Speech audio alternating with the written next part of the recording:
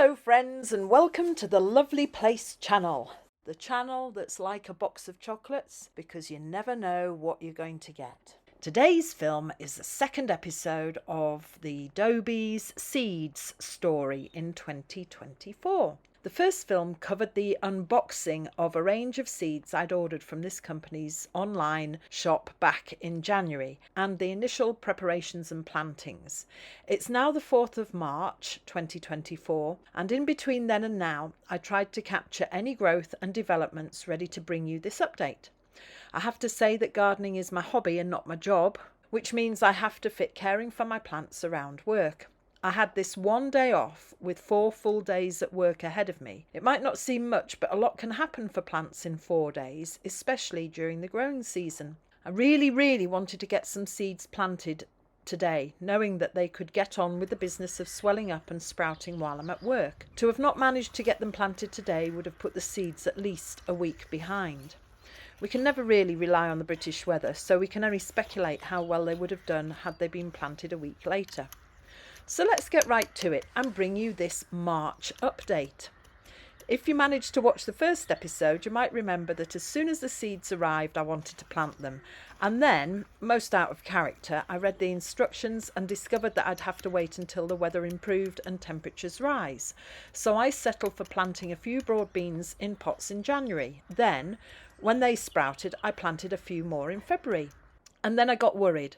Although my porch is full of natural light, you can clearly see the plants are straggly and not growing upright, but leaning towards the best source of light, which is westwards. I'd thought about growing broad beans in my porch, but after some internet research, it seemed they do best when pollinated by insects, so they really will be better outside.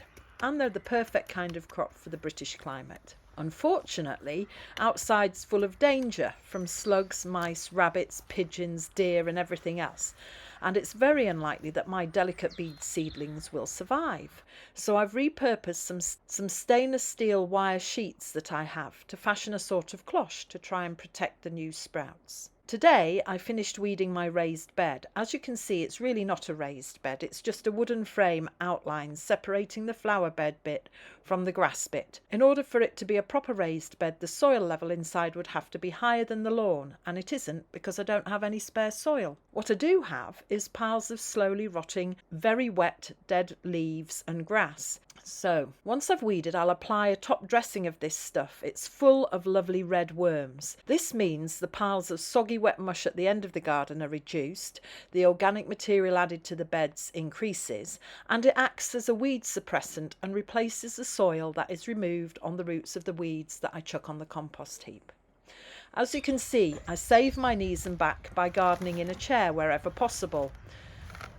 Whoops! Be careful leaning backwards as the legs of the chair suddenly disappeared under me. I have to say the ground is very wet and soggy. At the top end of the bed I have what I fondly call the Lovely Place peony collection. I leave the wire supports in all year round so I don't forget that there's something planted there. There's 3 supports but hopefully 4 different peonies. I got a tiny one last year from a car boot sale and hopefully it will make an appearance this year. I've been advised to mulch the peonies with straw or dead leaves to protect them from frost, but I'm worried that after surviving the frosts in December, January and February completely uncovered, that all this mulch will do is encourage slugs and snails. So we shall have to see what happens. I'm weeding around spring bulbs and foxgloves. Although this was originally an asparagus bed, I get carried away and I keep planting things in it. This year I'm going to be sowing my broad beans and sugar snap peas together, in and around everything else that's already in there. I've no idea if this will work. I've grown broad beans on their own in this soil before, but that was years ago. So hopefully the nutrients will have returned and we shall see what sort of crop we get. You'll just have to keep watching. Later on this year I intend to plant the runner beans next to the peonies and see if I can train them up into an arch. I've also got a pagoda type of structure elsewhere in the garden and I'll try and grow the runner beans up there too. With the beans, seedlings and peas planted, it's time to see what else I can sow in March from the collection. And there's the Nicotiana and Antirrhinums. So many seeds to a pack. Far more than anyone needs. So as you can see, I'm saving some for later or to give away. I just hope they all germinate. And then there's the oyster leaf plant. Maximum seeds, 8. Only 8! And so fiddly too. They had to be in the fridge for 2 weeks because being cold helps them germinate. And then sown, and even then they're only a half hardy annual. They look like mouse droppings. I'm going to be very surprised if anything comes out of this packet. It's a gamble, but gardening, like life, is a gamble. It's all about focusing on what could or might be possible rather than never even trying in the first place. So that's the situation in March 2024. As you can see, I've saved a couple of the early broad bean plants and potted them up to try and grow a few beans in my porch to see how they do. It got too cold over the winter in there for some of my cactus to survive, and it completely killed my snake plants and orchids.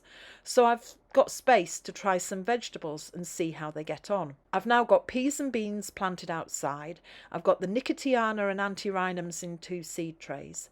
Apparently I have to give them around 14 days to germinate, and the oyster seeds are in a special bag all of their own. That seems to be it for now. Please tune in again in a month or so. Thanks very much for watching till the end. Happy gardening everybody, and bye for now.